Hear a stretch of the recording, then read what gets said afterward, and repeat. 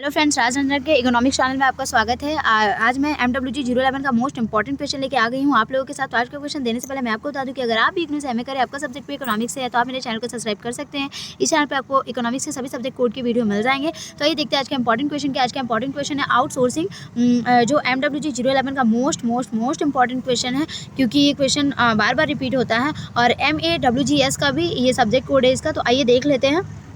देख सकते हैं, outsourcing is a business practice in which a company hires a third party to perform task and operating to provide service for the company. The outside company which is known as the services provider or a third party provider arrange for its own workers or computer system or perform the task as services either on sites as the hiring company own facility or a external location. Companies today can outsource a number of tasks or services. They often outsources information technology services including programming and application development as well as technical support. They frequently outsource customer service and call services function. They can outsource the types of workers as well, including manufacturing process, human resources task and financial functions such as bookkeeping, the payroll processing. Companies can outsource entire division such as entire IT department or just part of particular department. यहाँ पे क्या बोल रहा है कि outsourcing एक व्यावसायिक अभ्यास है जिसमें एक कंपनी के लिए कार्य करने, संचालन संभालने या सेवाएं प्रदान करने के लिए तीसरे पक्ष को काम पर रखती है। बाहरी कंपनी जिसे सेवा प्रदाता या तृतीय पक्ष प्रदाता के रूप में जाना जाता है, अपने स्वयं के कर्मचारियों या कंप्यूटर सिस्टम को काम पर रखने वाली कंपनी को अपनी सुविधाओं या बाहरी संस्थानों पर साइट पर कार्यों या सेवाओं को करने की व्यवस्था करती है। कंपनी आज कई कार्यों या सेवाओं को आउटसोर्स करती है। वे अक्सर सूचना प्रौद्योगिकी सेवाओं को आउटसोर्स करते हैं, जिसमें प्रोग्रामिंग और अनुप्रयोग विकास साथ ही तकनीकी सहायता भी शामिल है। वे अक्सर ग्राहक सेवा और आउटसोर्स करते हैं और वे अपने कार्यों को कॉल करते हैं। वे निर्माण प्रकारों, मानव संसाधन कार्यों और वित्तीय कार्यों जैसे कि बही खाता पद्धति और पारोल प्रसंस्करण सहित अन्य प्रकार के कार्यों को भी आउटसोर्स कर सकते हैं। कंपनियां पुराने डिवीजन को आउटसोर्स कर सकती है, जैसे कि इसका संपूर्ण IT विभाग या किसी विशेष विभाग के कुछ हिस्से। ठीक है।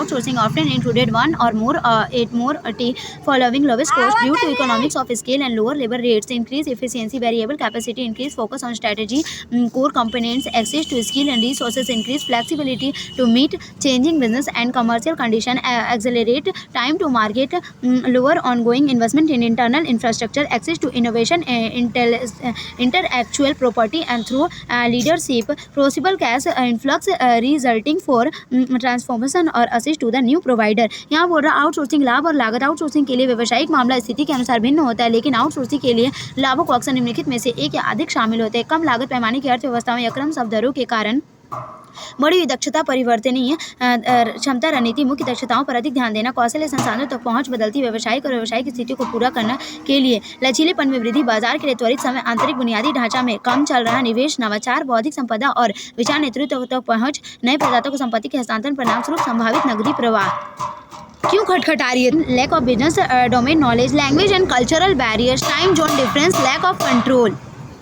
एक थप्पड़ कस के हराम खोर मर। समय, व्यवसाय या डोमेन ज्ञान की कमी, भाषा और सांस्कृतिक बाधाएं, समय, क्षेत्र, अंतर नियंत्रण का अभाव। Types of outsourcing. There are several ways of outsource of business process, and depending on the process, on may be preference over another. Broadly, there are a few different types based on distance between the two members of the relationship. These types are onsourcing, offsourcing. Onsourcing, relocating work of service to lower cost location and the company owned country. Relocating work of service to third party provider overseas.